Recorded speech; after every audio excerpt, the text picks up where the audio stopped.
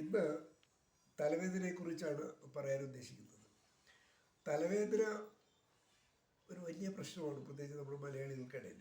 ഒരിക്കലെങ്കിലും തലവേദന അനുഭവിക്കാത്തവരാരും ഉണ്ടാവില്ല. ഇത് രണ്ട് പ്രത്യേകതകളുണ്ടല്ലോ. ഒന്ന്, സ്ത്രീകളിലാണ് തലവേദന അനുഭവിക്കുന്നവരുടെ എണ്ണം കൂടുതലുള്ളത്. ഇത്തരത്തിലുള്ള സ്ത്രീകൾ തന്നെ പ്രത്യേകിച്ച് എവിടെയെങ്കിലും യാത്ര പോയി കഴിയുമ്പോൾ അതിശക്തമായ തലവേദന അനുഭവിക്കുന്നതെന്ന് പറയാറുണ്ട്. യാത്ര പോയാൽ തലവേദനയാണ് എന്ന് പറയുന്ന ഒരുപാട് രോഗികളുണ്ട്. ഈ തലവേദനയെക്കുറിച്ച് നമ്മൾ പറയുമ്പോൾ തലവേദന ഒരു രോഗമല്ല, മറ്റെന്തോ അസ്വസ്ഥതയുടെ അറിയിപ്പാണ് എന്നാണ് പറയാറുള്ളത്. അതൊരു സത്യവുമാണ്. ഒരുപാട് പ്രശ്നങ്ങളുടെ ആദ്യത്തെ അറിയിപ്പ് തലവേദനയാണ്.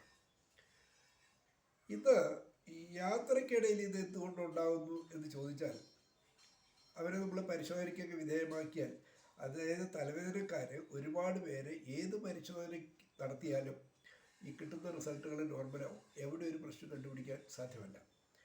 ഇത്തരക്കാരിൽ രണ്ട് പ്രശ്നങ്ങളാണ് സാധാരണ തലവേദനയ്ക്ക് ഉണ്ടാകാറ്.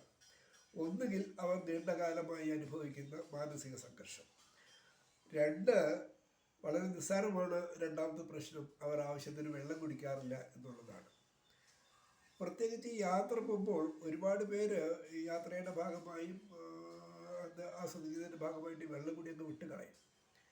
വേറൊരു പ്രത്യേകത ഉള്ളത്, വഴിക്ക് മൂത്രം ഒഴിക്കേണ്ട ഒരു ബുദ്ധിമുട്ട് വരും എന്നുള്ള ധാരണയിൽ ഒരുപാട് പേര് വെള്ളം കുടിക്കാതെ നടക്കും.